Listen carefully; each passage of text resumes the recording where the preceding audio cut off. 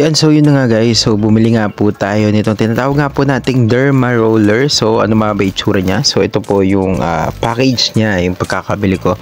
Ang ganda ng packaging niya. And look at that, 'di ba? Secured na secured. Hindi katulad ng iba ko nakikita, apakaganda ng pagkakabalot nito. Ayan. So medyo ang hirap niyang tanggalin. So pumamunta yun siya para ayusin siya or tanggalin nga po. Yung pagkakabalot sa kanya, medyo mahirap talaga siyang tanggalin guys. Ayan, medyo try natin dukutin. Wait lang, ang hirap, hindi pwede. Kailangan talaga ayusin mo muna or tanggalin mo muna yung mga bagay-bagay dito para mabuksan mo. Ayan, so, tanggalin mo yung kwan. At least, di ba?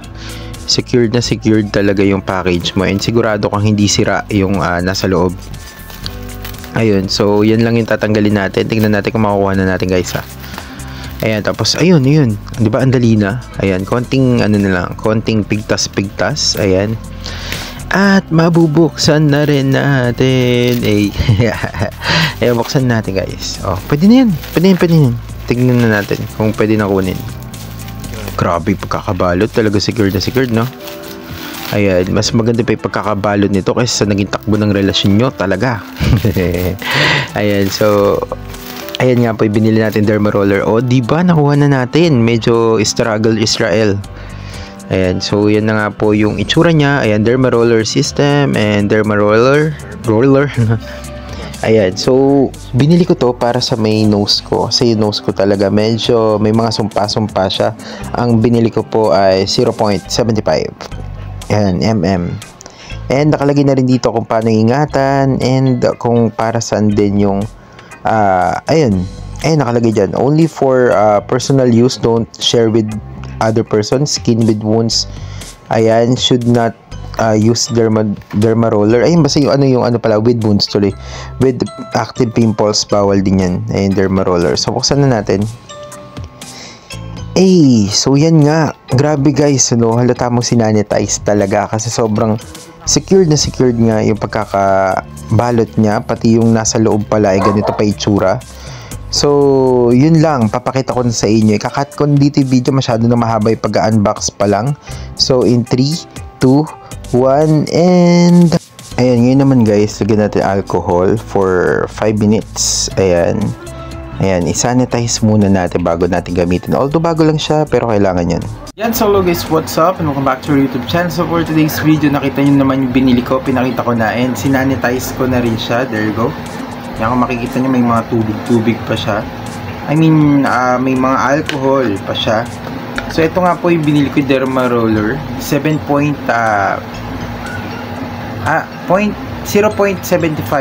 yung laki niya. Ay, nakikita nyo ba? Yung needles niya.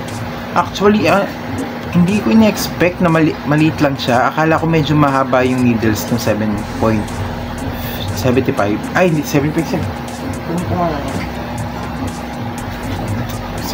And so hello guys, what's up? And welcome back to our YouTube channel. So for today's video, alam nyo na yung video natin. Actually, mura lang ito binili ko. Matagal ko ng dream din talaga maayos sa may ilong ko. So I think baka pwedeng makatulog tong Derma Roller kasi ang daming magandang reviews na nakikita ko nga dito. So ito nga po yung binili ko. Kung makikita nyo po yung hindi ba? Ako na lang magsabi. 0.75 po yung Derma Roller na binili ko. So ito po siya. Ayan, sinanitize ko na rin siya, nilagyan ko ng alcohol katulad ng pinakita ko sa inyo. Ayan, so ito na po siya. Ayan, wait lang, patutuyin pa pala ito. Pero pwede rin siguro, no? Hindi ko sure. Pero sanitize muna din natin, alam natin. Para sure tayo. So that, lakas yung bulak eh. Sanitize muna natin. Kasi, yan yung area na gagamitan natin ito. Derma Roller. So ito siya, kung nakikita nyo, ayan. Nakikita nyo, di ba may mga needles siya? Hindi ko expected na hindi naman pala ganun kahaba. Iba kasi takot na takot, sabi nila ang haba daw ng needles. So tinry ko to, hindi naman pala ganun kahaba. And based sa nakikita ko, totoong metal siya. So goods na goods yung nabili natin. Hindi siya yung fake kasi may fake daw na hindi daw metal yung needles niya. So tignan natin kung okay ba to. Kasi para sa ilong ko, Matagal ko ng dream maayos yung sa may ilong ko. Actually, pag nakakita ko ng mga derma clinic talaga, gusto ko na talagang paayos yung sa may ilong ko. Ayan, nakikita nyo, di ba? Yung mga bako-bako dito. Gusto ko talaga ipaayos yan. The problem is, ang mahal and hindi ko afford. So, try natin to derma roller. Tingnan natin kung masakit nga ba. Parang nalilitan ako sa needle niya. Pero, yun na, try lang natin. Uy! Oh, nararamdaman mo rin yung needle niya. Pero, ay, to be honest, kaya ko siyang ibaon. I mean, kaya kong diinan ng konti. Hindi siya ganun kasakit. Pero, ramdam yung needle niya. Oh, okay. Sabi kasi dito, nagpo-produce to siya ng collagen. So, I think, titignan natin kung nakakapag-produce ba talaga siya ng collagen. Sabi nila ganun. Tignan natin kung aayos yung ilong natin dito. Iba naman. Ito ibang ano na. Ang problem ko, wala kasi kung wala akong ano, tawag dito. Wala akong serum. Sabi niya dapat may serum eh. Kaso wala. So, yun natin. Pero makakapag-produce siya ng collagen. Napakaganda sa akin. Kumaayos sa may ilong ko. Nakikinis. So talagang kuminis sa ilong ko. Matagal ko nang gusto kong pakinisin yung ilong ko.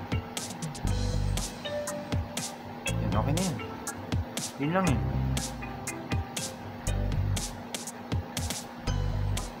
Paano kaya pag nirito ko yung ilong ko? Hindi ako magpaparito kaya what I mean is, paano kung niretoke kaya yung ilong? Hindi kaya pwedeng ganito. Ewan ko lang. So, naisip ko lang. Wait lang. Sa pisngi natin. Konti lang naman yung sa may pisngi. Hindi naman ganun ka ano sa pisngi natin. Isin lang natin ang konti. Sigurado. Eh, pag ganun yun. Nakikita ko. Oh! Mararamdaman mo yung needle niya. Pero, I mean, tolerable siya. Or dahil 0.75 yung binili ko, tolerable siya para sa akin. Tolerable siya. Kaya ko siyang tiisin. Kaya ko siyang tiisin. Uy! Pero after mo siyang i-roll, saka mo mararamdaman yung ano, yung medyo hapdi niya, ganun. Alam mo may bruise yung kwan mo, yung mukha mo. Pero hindi naman OA sa ano, alam mo yun. Hindi naman siya OA yung pakiramdam ng parang may bruise.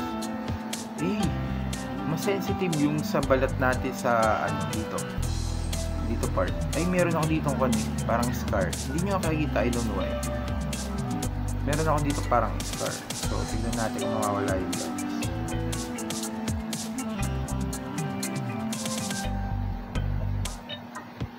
Pero hindi light lang kasi yun.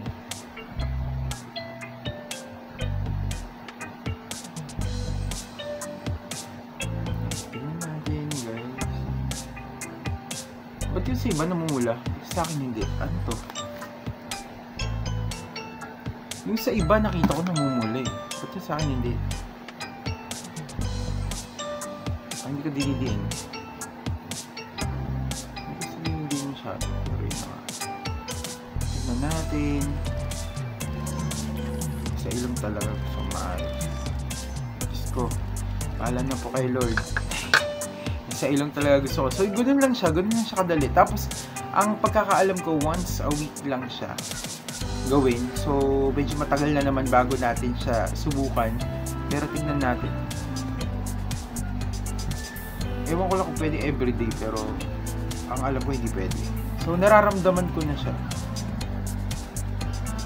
Yung pagkakaalam mo yun, yung, paano ba? Medyo mahapdi siya, pero konti lang. Konti lang yung hapdi niya. Hindi siya ganun kahapdi na parang, alam mo yun, yung parang pag may sugat ka kumikirap, hindi naman ganun. Pero mararamdaman mo talaga yung ano, yung hapdi din sa mukha mo. Meron kang paano ba? Hindi naman siya nakakairita eh. Ramdam mo lang talaga na may something na nangyari sa balat mo na nasugatan siya ng konti, pero hindi siya yung nakakatakot na hapdi. Ayun, parang kayang-kaya mong ulit-ulitin yung derma roller. Yung 0.75 yung nung ginamit ko. Hindi ko lang alam doon sa may sobrang haba, pero para sa akin kaya kong gamitin to. Kaya kong tiisin talaga yung kanya, yung needle talaga niya, and okay siya for me. Tingnan natin sa mga susunod na linggo, ayan, or weeks. Tingnan natin kung maganda ba yung magiging resulta. Check ko lang kung pwede siya everyday kasi hindi ko pa nasi-check. Pero kung pwede everyday siya, try natin siya everyday. Yun lang, maraming salamat, God bless. Ingat po kayo palagi. Bye bye, see you again sa another vlog po natin. Thank you.